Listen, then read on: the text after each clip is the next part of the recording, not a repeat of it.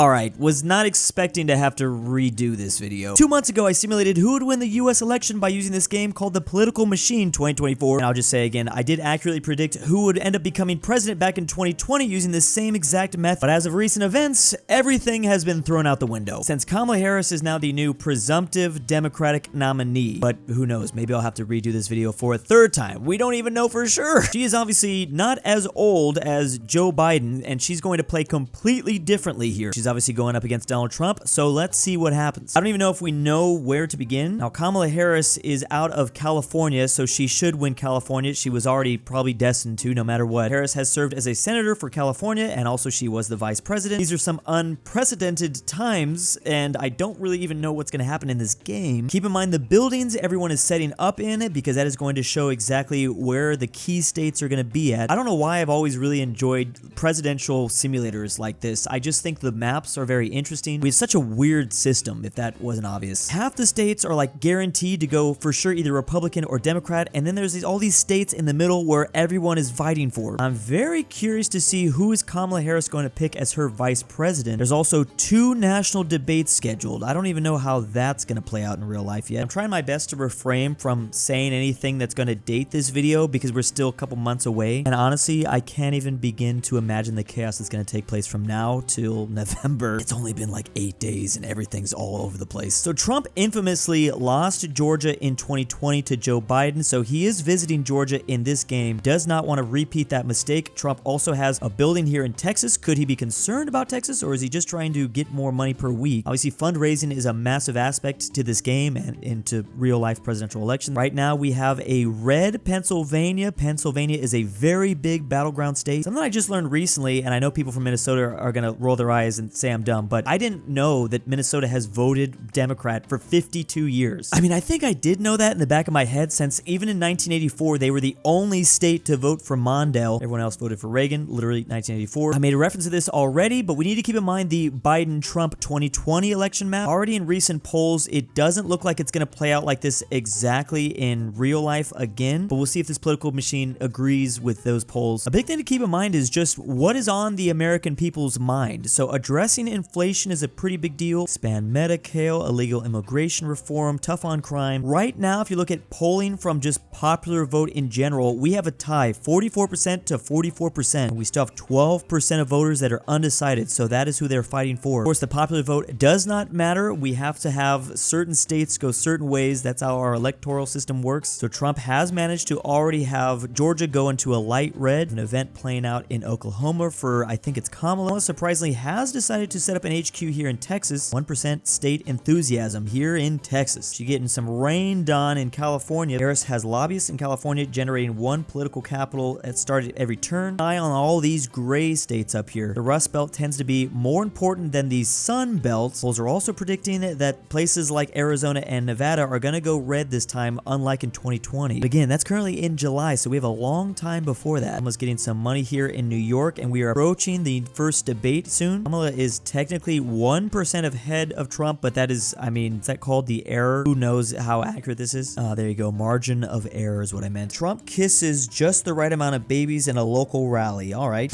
Harris continues fundraising romp through California. Ooh, Trump came over to California. He's now upgrading his, that's strategist firm. Why did he build that in California? That's interesting. Trump also has an expert intimidator in Texas. Kamala has a networking lounge in Ohio. Maybe Kamala thinks that Ohio's on the table. Ohio's tends to look pretty red. Ohio went red in 2020. I mean, the literal blueprint for her to win is written right here in 2020. These are the states that you would need. She doesn't actually even need all this. She doesn't need to recreate all that Biden did. And she probably won't, but that's okay. Meanwhile, Trump's got to go back to like a 2016 map when he went against Hillary Clinton. Currently, Georgia's top issue is voter ID, so combating drug trafficking, racial inequalities, infrastructure reform. Each one of those issues is going to affect each candidate differently, obviously. It's really going to depend on, you know, what is the number one thing? Addressing inflation. Kamala is getting some bonuses to that. We've got a red West Virginia and a light blue Virginia. Well, they're both light colors, but light red, light blue. We have Kamala with ads. Also, she has a leaning blue Pennsylvania. Trump was visiting Colorado briefly there. We are 2 weeks away from the first debate between these two. Some more ads being played here in Colorado. This is from Trump, though. He's saying he's stronger on law enforcement. Colorado wants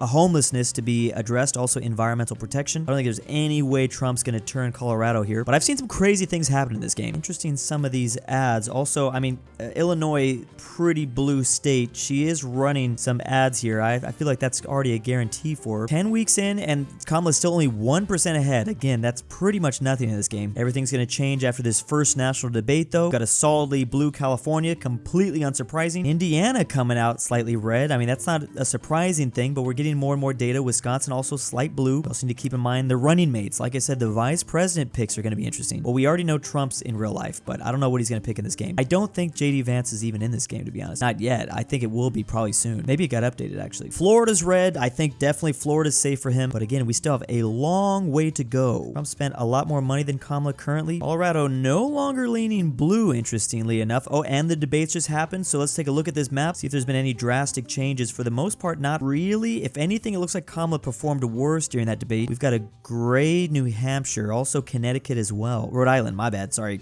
Oregon is a slight blue now. Trump is in Michigan, and their #1 issue is addressing inflation, also unions backing Israel. That's new. I don't think I remember seeing that topic before in this game when it first released. Kamala did go up to 46%, but I don't really see a whole lot of that reflected on this map. Harris has attempted to reach across the aisle. What does that mean? Arizona has gone slight red. Minnesota might be voting Democrat for the, what is it, the 52nd year in a row? 50, it's not even, yeah, somewhere around there. It's always interesting to see where the candidates set foot in. I mean, it's still early enough in the race where you can go to like maybe a slightly more red state and see what you can do there. I mean, Trump is in Washington. That's going to be a pretty blue state more than likely. Oh, dark red. I saw Texas changing. I'm like, what is going to turn blue? No, that's a dark red. So there's two kind of more solid states on the map. Florida has gone gray. That's interesting. What is this ad? This ad saying that I support addressing inflation. Well, I would assume that both probably support addressing inflation. Harris doesn't actually support automation. Message paid by Trump. Oh, a solidly blue Pennsylvania now. Oh, the running mates has been chosen. For some reason, Trump has chosen Chris Christie. Meanwhile, Kamala has chosen Michael Bloomberg. Oh man, I remember those Michael Bloomberg memes. Maybe did she need more money? That is possible. I mean, anything is possible. I doubt it though. Hawaii with a slight blue. Also Oregon. I think I mentioned that. Ohio is purple. Well, that's really not good for Trump. You need to get Ohio. Ohio is now a battleground state, it says on the ticker below. Now we have this second debate coming up in a couple weeks, so keep in mind state enthusiasm. That is going to be a map that becomes more and more green with time. State wealth is also important. It's just kind of funny how like Texas and California, two of the richest on the map, they're very solidly red and then blue respectively. Chris Christie handling, chomping away at Indiana, and both Trump and Michael Bloomberg fighting in Colorado. Is Colorado a battleground state? I think just gray doesn't necessarily mean battleground until it's purple officially. Now, Florida being purple is really, really bad. That is very bad for Trump. Decided Kentucky gets a Democrat HQ.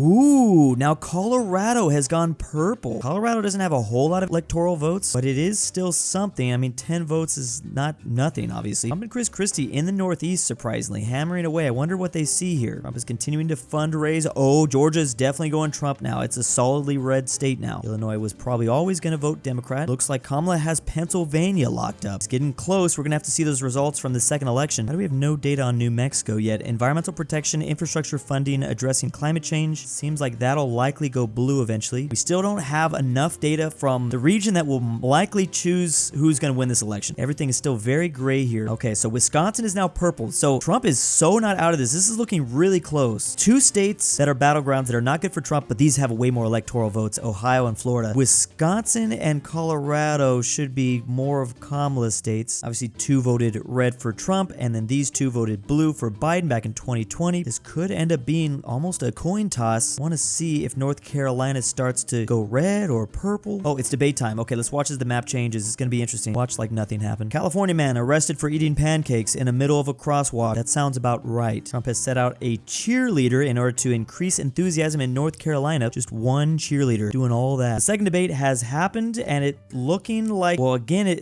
it looks, I don't know. Why is Louisiana gray now? Battleground states, the purple have not changed, so we don't have any more intense colors. It's hard to say who probably won that. Is Christie hammering away at Florida, trying to win that back? We are only 4 weeks away. It is October, 4 weeks away from the election. Strong red state. Wow, Colorado has gone solidly red, and Wisconsin. That's a huge Trump victory right there. Meanwhile, Florida and Ohio are still toss-ups. Now, they might start leaning blue, but these are now solidly red. That's crazy. Trump might have won that second debate. Yeah, the poll polls, national polls are 46 to 45 still, and 9% undecided. This really is going to be a coin toss. Nevada's top issue is stricter border protection, which means that Kamala's probably going to struggle here in Nevada. This might start leaning slightly red, but also environmental protection. Oh boy, Trump just went solidly red. He got Florida solidly red. This is going to be very, very interesting. We still don't have any data about the Rust Belt. What is going on in the Midwest? Obviously, if this goes blue, ooh, Iowa's now purple. It's a battleground. That should be a red, though. There's a lot of intensity, a lot of enthusiasm for Trump here, but nationally, okay, it might be a similar situation as 2016. Kamala could win the popular vote, but she loses the electoral college. And again, the popular vote doesn't matter at all. There's still so many states. Come on, let's get some colors on these states. We're 3 weeks out. How he got Colorado to go solidly red, I have no idea. I guess he does have 2 ads there. Where's he getting all this money? I'm guessing spending. I don't know who's spending more. Florida's back to purple. Also, Louisiana is purple. What the heck is going on? Kentucky is purple. Michigan's purple. Okay, yeah, I do not know what's going to happen here. We're 2 weeks away. This is really, really weird. Kentucky should go Trump, but it's purple. So, I mean, Trump's got a lot of solidly red colors here, but there could be some weakness in the deep south. Oh my goodness. I don't know. This is crazy. This is so many purple states. New Mexico, North Carolina. Okay, the Indiana is now red. That's now, okay, North Carolina is now blue. Solidly blue even. We're 1 week away. Okay, this is going to be a very intense election. I would say it's leaning Trump, but I don't know because there's so much purple. I mean, North Carolina was a big win, but I mean, they also have Pennsylvania, which also is a big win for Kamala. All right, here we go. Here's the election. Let's see what happens. Now, this is going to be the blue corridor. The Northeast should, okay, well, that's not everything. New Hampshire going red is not good for Kamala, but it's not, doesn't really matter. Pennsylvania,